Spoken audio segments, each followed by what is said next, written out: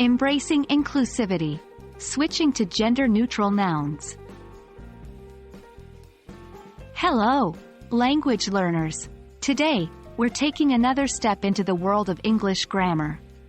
We're going to focus on the use of gender-neutral language, specifically the topic of replacing gendered nouns with neutral alternatives. This is an important step in creating more inclusive and respectful language. To start, we need to grasp what gendered nouns are. These are words that have an associated male or female gender. For example, actress is traditionally used for women, and actor for men. Similarly, we've got waitress and waiter, policewoman and policeman. But as our understanding of gender evolves, our language needs to reflect that evolution. Now, how can we make the transition to gender-neutral nouns?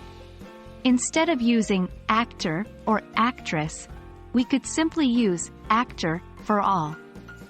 In the same way, we can replace waiter and waitress with server.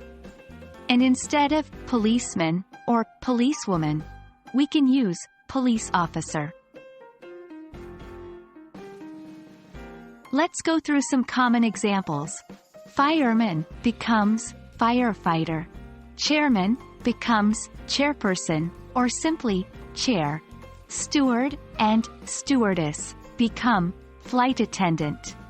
Salesman or saleswoman becomes salesperson or sales representative. These replacements not only remove gender from the equation, but they're also professional and accurate.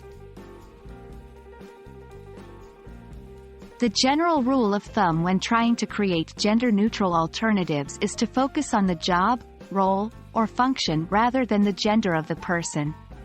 This rule allows for respect, inclusivity, and accuracy. That's it for today's lesson on replacing gendered nouns with neutral alternatives.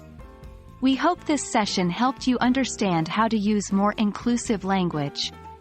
By changing our words, we contribute to creating a more inclusive world.